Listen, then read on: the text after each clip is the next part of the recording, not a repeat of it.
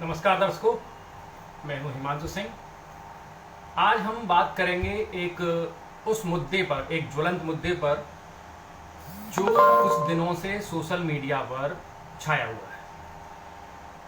मुद्दा है KD hospital में कोरोना पेशेंट जो आते हैं उनके अंग प्रत्यारोपण, उनके अंगों की चोरी, सबों के साथ छेड़छाड़, इसके बारे में।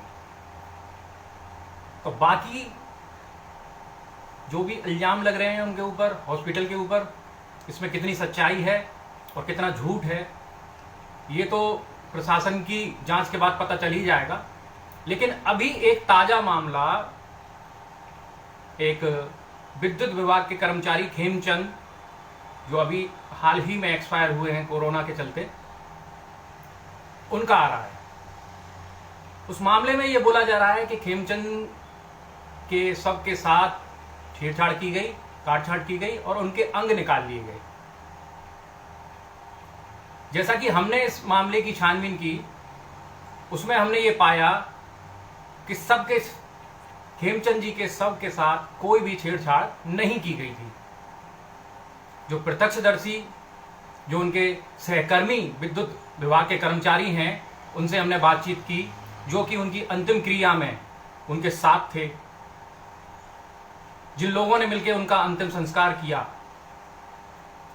उन्हीं में से हम किन्हीं लोगों से हमने बातचीत की और उन्होंने बताया हमें कि सबके साथ कोई भी छेड़छाड़, काटछाड़ नहीं की गई थी। अब ये मामला बनता है सीधा सीधा हॉस्पिटल के ऊपर आरोप लगाकर धन उगाही का। हमारी संवेदनाएं खेमचंद जी के परिवार के साथ हैं और रहेंगी, और ऐसे हर उस व्यक्ति के साथ रहेंगी जो शासन प्रशासन की अव्यवस्थाओं का शिकार हुआ हो। लेकिन खेमचंद जी के मामले में हम ये नहीं कह सकते पूरी तरह से कि हॉस्पिटल की लापरवाही के चलते उनकी मृत्यु हुई और हॉस्पिटल ने उनके अंगों के साथ कुछ छेड़छाड़ की, उनके शरीर से अंग निकाल लिए। तो ये बात तो बिल्कुल सरासर गलत इसमें नजर आ रही है, क्योंकि हम ये बात कह रहे हैं उनके सहकर्मियों के बयानों के बाद। हमने उनके सहकर्मियों से बात की तो उन्होंने बताया कि उनके शरीर में कोई भी कट का निशान या चीर फाड़ का निशान नहीं था। तो ऐसे में ये इल्जाम लगाना हॉस्पिटल के ऊपर कि उन्होंने अंग चोरी कर लिए, खेमचंद जी के शरीर में से अंग निकाल लिए, ये सरासर गलत है। अव्यवस्थाएं होती हैं जब बड़ी तादाद में जहां रोगी आ रहे हैं और उनका इलाज चल रहा है, तो कोई संतुष्ट हो रहा है, कोई असंतुष्ट हो रहा है। जिन व्यक्तियों के परिवारीजन उनसे बिछड़ रहे हैं, तो गुस्से में और एक दुख में हर व्यक्ति इल्जाम ही लगाता है। पर इस विकट स्थिति में एक आखिरी जो उम्मीद है वो इस बात से कोई गुरेज नहीं कर सकता कि सिर्फ डॉक्टर ही हैं जो हमें इस स्थिति से उबार रहे हैं। खेमचंद जी के मामले में ये तो निकल के आ गया है कि उनके शरीर से कोई छेड़छाड़ नहीं की गई थी। आज मैं ये लाइव कर रहा हूं उन बागड़ बिल्लों के लिए जो खेमचंद की लाश के ऊपर वीडियो बनाकर हॉस्पिटल के ऊपर इल्जाम लगाकर बार बार प्रेशर तो बना रहे हैं, लेकिन खेमचंद जी के मरने के बाद उनके परिवार के साथ क्या घट रहा है ये उनको पता नहीं। बड़ा हॉस्पिटल है, उस पर इल्जाम लगाना, उस पर दबाव बनाना और इसमें क्या राजनीति चल रही है ये तो हर व्यक्ति जानता है कि हॉस्पिटल पे इल्जाम लगाकर सहज तरीके से आप पैसा बना सकते हो और कोई भी मुनाफा उनसे पा सकते हो। लेकिन इस सब चीज झमेले के पीछे खेमचंद जी के परिवार के साथ क्या गुजर रही है ये किसी ने जानने की कोशिश अभी तक नहीं की है। खेमचंद जी की वाइफ का किन्हीं कारणों से पहले ही स्वर्गवास हो चुका है और अब खेमचंद जी का भी जब स्वर्गवास हो गया कोरोना के चलते, तो उनके परिवार में बची उनकी 2 बेटियां किस प्रकार रह रही हैं, किस प्रकार उन बेटियों का गुजारा हो रहा है और किस प्रकार उनको मानसिक और शारीरिक उत्पीड़न उनके सगे संबंधी दे रहे हैं, इस पर ध्यान किसी का नहीं जा रहा। लोग ब्लेम कर रहे हैं, राजनीतिक पार्टी, विपक्षी पार्टी अपनी रोटियां सेक रहे हैं कोरोना पेशेंटों के ऊपर।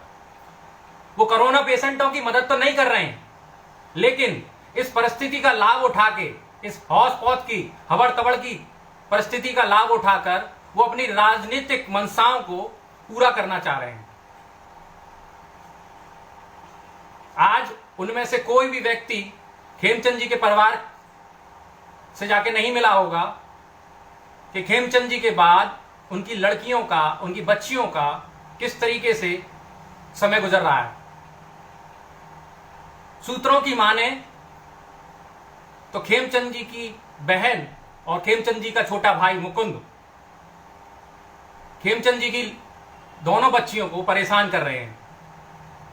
ऐसा हम अपनी मर्जी से नहीं कह रहे हैं, हमें विश्वस्त सूत्रों से ये जानकारी मिली है और कुछ रिकॉर्डिंग्स भी वायरल हुई हैं जिनके द्वारा हमें ये पता चला कि खेमचंद जी की दोनों पुत्रियों के साथ उनके परिवारीजन अच्छा नहीं कर रहे हैं। उन बच्चियों ने किसी प्रकार से अपनी ये भावनाएं बाहर तक पहुंचाई और किसी भी तरीके से ये बातें हम तक पहुंची जो हम आपसे शेयर कर रहे हैं। खेमचंद जी कोई टेम्परेरी कर्मचारी नहीं थे। खेमचंद जी सरकारी कर्मचारी थे विद्युत विभाग में, और ये खेल चल रहा है क्योंकि वो ऑन ड्यूटी मरे हैं, ऑन ड्यूटी उनकी मृत्यु हुई है। तो इस खेल के पीछे ये भी है कि उनकी सरकारी नौकरी उनके वंशज में, उनसे, उनके वारिस में से किसको मिले। ये खेल चल रहा है उनके वारिसान के ऊपर, उनकी संपत्ति के ऊपर। उनके परिवारी जनों ने हॉस्पिटल में तो हाहाकार मचाया कि हमारे व्यक्ति की शरीर से छेड़छाड़ की गई और काट-छाट की कर उनके अंग निकाल लिए गए, लेकिन उसके पीछे क्या राजनीति, क्या बात थी, ये अभी तक लोगों तक नहीं पहुंच पा रही है। उसका वीडियो तो खूब वायरल हो रहा है। केडी डेंटल के मालिक से हो सकता है बहुत से लोगों का द्वेष हो, बहुत से लोग चाहते हो कि ये इनके खिलाफ कार्रवाई हो। बहुत से लोग ये भी कह रहे हैं कि बहुत माल कमा रहे हैं कोरोना पेशेंटों के ऊपर। तो भाई किसी के ऊपर इल्जाम लगाना बहुत आसान होता है। उनके परिवारीजन ही ये इल्जाम लगा रहे हैं कि केडी हॉस्पिटल में कुछ गलत चल रहा है। अभी मेरी खेमचंद जी के एक चचेरे भाई थे, उनसे भी बातचीत हुई थी, उन्होंने भी कुछ मुझे जानकारी दी और कुछ अन्य विश्वस्त सूत्रों से मुझे यह पता चला है कि खेमचंद जी की बच्चियों के साथ अच्छा नहीं हो रहा है।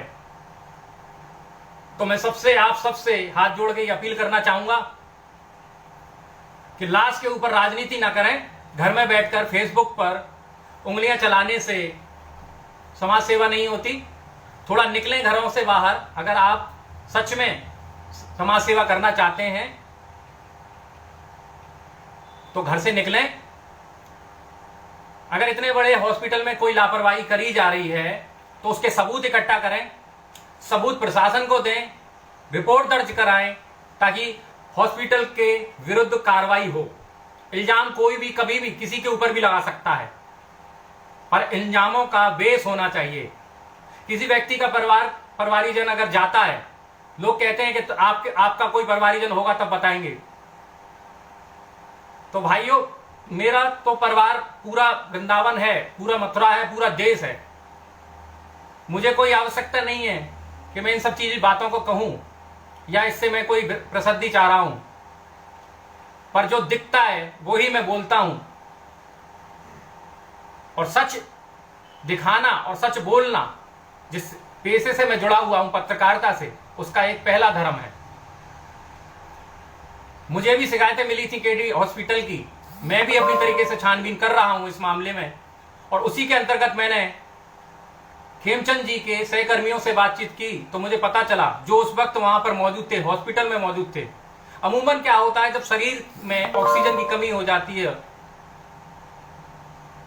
और उस स्थिति में अगर मृत्यु हो जाती है तो नाक और मुंह से ब्लड आना शुरू हो जाता है। और भी ऐसी कई स्थिति होती है जिनमें मरने के बाद नाक से या मुंह से ब्लड निकलता है।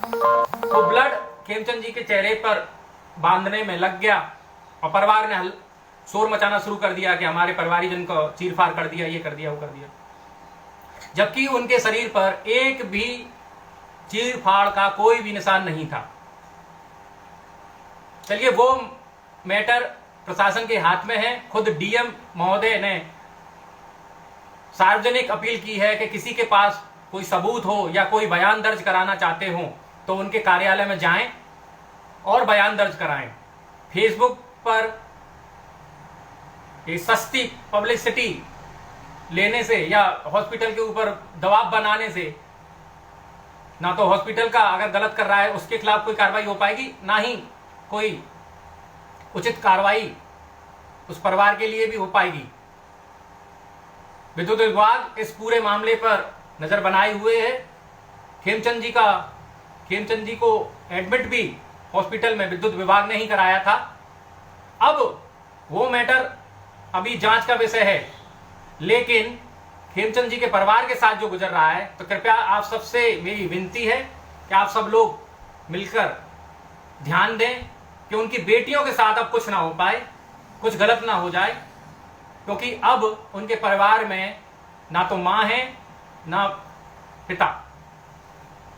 तो आप सबसे हाथ जोड़ के विनती है, इस कोरोना काल में हम जितना दूसरों की मदद कर पाएं उतना करें, अफवाहें ना फैलाएं। डॉक्टर एकमात्र हमारी जो एकमात्र जो हेल्प या मदद है भगवान के द्वारा, वो डॉक्टर ही हैं। किसी भी डॉक्टर पे बेवजह इल्जाम ना लगाएं। अगर कुछ गलत हो रहा है तो सबूत के साथ उसको प्रशासन शासन के सामने रखें, सोशल मीडिया पर रखें, पर सबूत के साथ। अभी मैं आपसे सिर्फ यही कहना चाहूंगा कि जो खेमचंद जी की जो बच्चियां हैं उनकी कृपया मदद करें। नमस्कार।